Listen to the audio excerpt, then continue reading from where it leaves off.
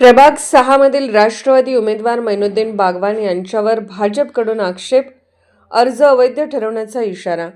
सांगली मिरज कुपवाड महानगरपालिकेच्या निवडणुकीसाठी अर्ज छाननीची प्रक्रिया सुरू असताना प्रभाग क्रमांक 6 मधून राष्ट्रवादी काँग्रेसचे उमेदवार मैनुद्दीन बागवान अडचणीत सापडले आहेत।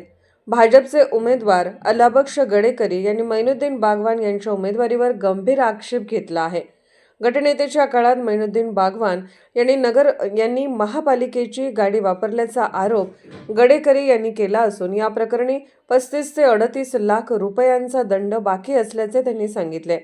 हा मुद्दा उचलून धरत बागवान यांचा उमेदवारी अर्ज अवैध ठरवावा अशी मागणी भाजपकडून करण्यात आली आहे।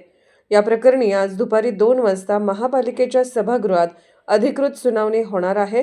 सुनावणीनंतर मैनुद्दीन बागवान यांचा अर्ज अवैध ठरवला जाईल असा इशारा अलाबक्ष गडेकरी यांनी दिल्याने प्रभाग 6 मधील राजकीय वातावरण चांगलेच तापले आहे।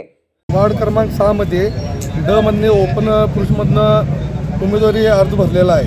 माझ्या विरोधात मैनुद्दीन बागवान आज छाननी होती, त्यांच्या विरोधात मी त्यांना एक नोटीस दिलेला आहे की निवडणूक अधिकाऱ्यांनी त्यांचा अर्ज रद्द करावे। त्या नोटीस ते महापालिकेच्या बेकायदा गाडीचा दंड त्यांच्यावर 35 ते 36 लाख दंड आहे, ते आहे त्यांना नोटीस आहे। त्यांनी दंड भरला नाही, त्यानुसार निवडणुकीच्या नियमानुसार त्यांचा अर्ज रद्द व्हायला पाहिजे। नियमानुसार महापालिकेची थक बाकी असलीच त्याचा उमेदवाराचा अर्ज रद्द होत आहे, ते मागणी आम्ही अर्जदार केलेली आहे। आम्हाला दोन्ही पक्षाला 2 वाजता निवडणूक अधिकाऱ्यांनी टायमिंग दिलेला आहे आणि आम्ही त्यांचा अर्ज रद्द करू।